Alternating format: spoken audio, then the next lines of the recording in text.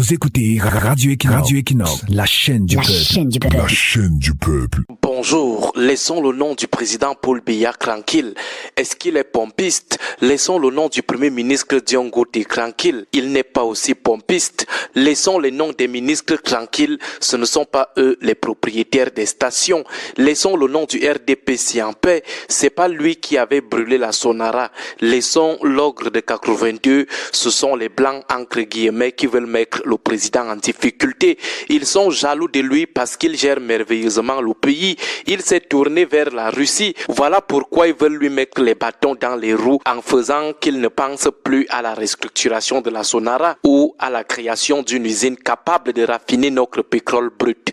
Tout ceci avec la complicité des taupes, des crèques que vous appelez les opposants. C'est leur mauvaise bouche qui a plongé le pays dans cette pénurie, dans cette vie chère. Ce sont eux qui bloquent la restructuration de la Sonara avec le sabotage qui empêche les bailleurs de fonds de nous faire confiance.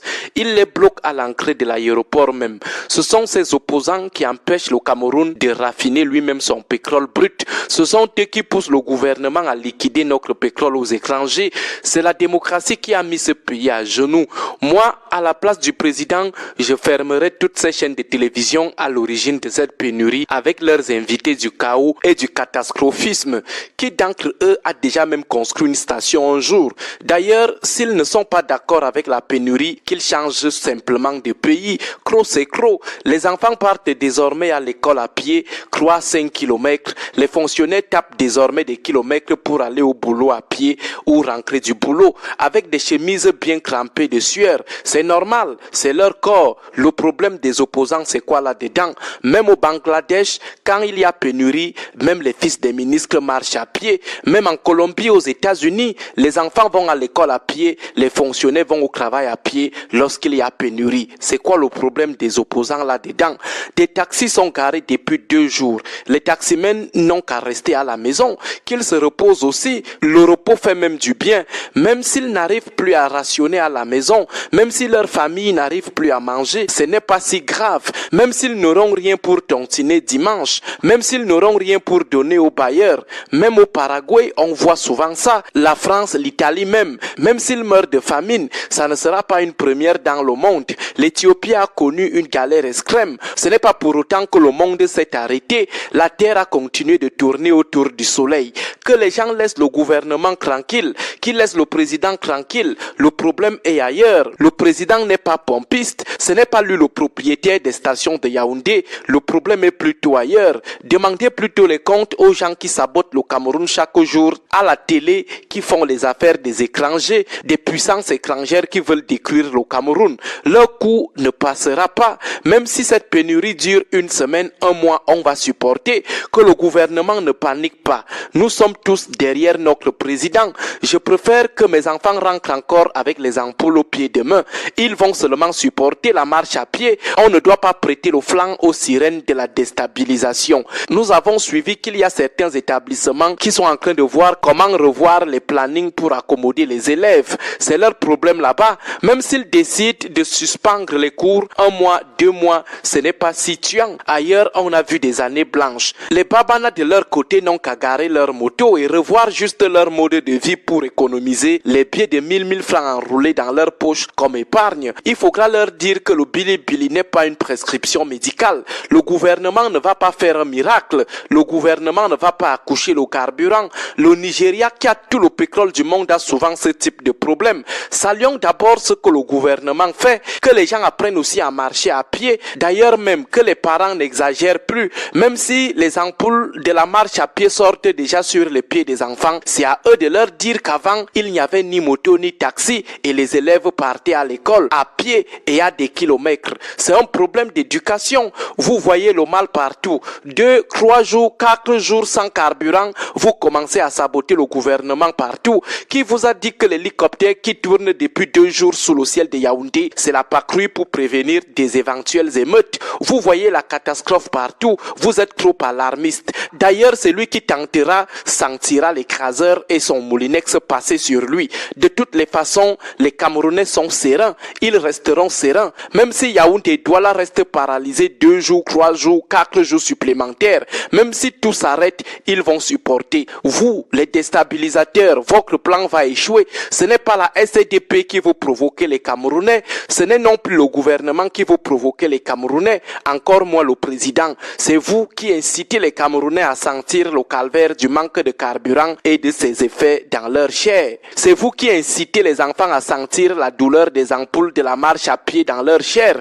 C'était là la réaction d'un ultra-patriote du ventre et du tribalisme.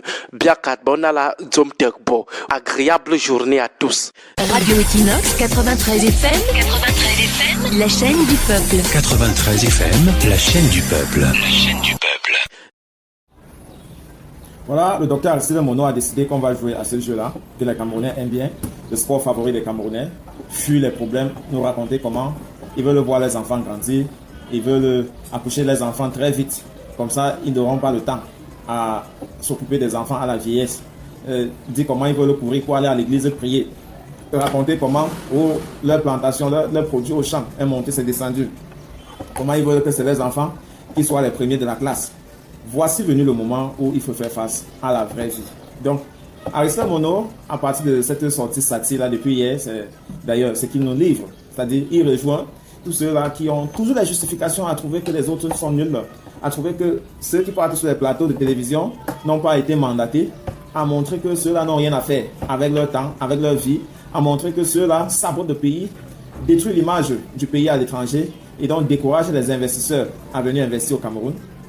Eh bien, Aristide Mono dit, voici venu le moment de, effectivement, parler comme ces gens-là, même en no cry, personne ne pleure. Ce n'est pas le moment de commencer à dire que le chef de l'État a fait quoi, il n'a pas fait quoi. Non, on va le laisser en paix. On va continuer à faire semblant, comme si tout va bien. Hein? Surtout que, comme il n'y a pas d'hélicoptère, vous allez acheter les vélos et apprendre les enfants directement comment rouler les bicyclettes. Parce que, voyez-vous, la technologie et la corruption a fait en sorte que beaucoup de Camerounais rêvent. C'est-à-dire, eux traversent sur la vie en croyant qu'ils sont en train de vivre. À peine quelqu'un a 1 million, 2 millions, eh bien, il détruit l'effort. L'effort qui lui a permis de devenir aussi riche, aussi responsable, aussi efficace. Il détruit cela sur le chemin du développement de l'enfant. L'enfant grandit en étant sauf. Dans le frigo, il y a pratiquement tout le temps. L'enfant ne sait même pas comment faire pour réfléchir, comment chercher de quoi manger, même s'il faut mettre le riz, l'arachide, voyez-vous, la tomate, pour concocter quelque chose. L'enfant ne connaît plus ça. Voilà, les parents vont dire qu'il faut que l'enfant apprenne aussi à marcher. L'enfant que tu n'as pas appris à marcher, tu crois qu'il va s'habituer à marcher parce qu'il y a pénurie? Non. Il va te poser des difficultés. Il va te poser des difficultés. Voilà pourquoi on dit que tu ne peux pas être à l'aise dans un pays sous-développé. Quels que soient les moyens que tu as, l'environnement dans lequel tu évolues déterminera ton niveau de bien-être. Ton stress peut tout simplement provenir du fait que tu es trop riche dans un milieu où il y a trop de pauvres. Et voilà un exemple palpable. Même si tu peux acheter tout le restant de carburant parce que tu as assez de moyens, tu ne te sentiras pas à l'aise dans une communauté. Eh bien, on n'enseignera pas ton enfant tout seul dans sa salle de classe si les autres ne sont pas là. Donc il faut qu'on comprenne que déjà collectivement, le pays est en train de tomber. Il n'y a pas question de dire non, je me focalise que sur mon enfant. Non, je me focalise que sur mon projet, sur mon job, sur mon travail. Et le plus souvent, moi, j'ai dit, si vous passez toute l'année à dire que vous vous concentrez sur votre job et que voici d'exemple, vous ne pouvez pas montrer un compte avec 500 000 francs. Mais il est grand temps de commencer à se demander que je vais envoyer mes enfants dans quel genre d'école. Je vais payer si jamais j'ai envie de prendre un local de 3 chambres, peut-être un salon, 100 000 francs le mois. Tu vas prendre l'argent où pour le faire. Ce sont des questions là-bas qu'il faut commencer à se poser. Tout n'est pas de travailler. Tu travailles depuis 15 ans. Tu es toujours dans ton petit studio. Tu n'as même pas la bicyclette. Et même si tu en avais, tu n'es plus capable. Voilà. Est-ce que tu vas vomir le carburant pour pouvoir te déplacer? Est-ce que tu vas forcer l'électricité de venir? Il y a longtemps, on a demandé au gouvernement de réorienter les dépenses et de réduire le coût de vie de l'État. Ils sont têtus, ils ne comprennent. Ils ont développé leur stratégie de se maintenir au pouvoir et c'est ça qui leur préoccupe. L'exécutation de ce top secret-là, c'est ça qui leur préoccupe. Le reste, vraiment, c'est le ravin. Mais toi et moi, nous avons la responsabilité, c'est dans notre méandre de pouvoir déterminer qui nous dirige. Il suffit que les followers deviennent moribondes pour qu'un leader se sente inutile. Du jour, tant qu'il y aura toujours des sodos gombis qui seront toujours en train de chanter comme des griots, eh bien dites-vous bien, la nuit sera encore très longue. Manokra, c'est le départ.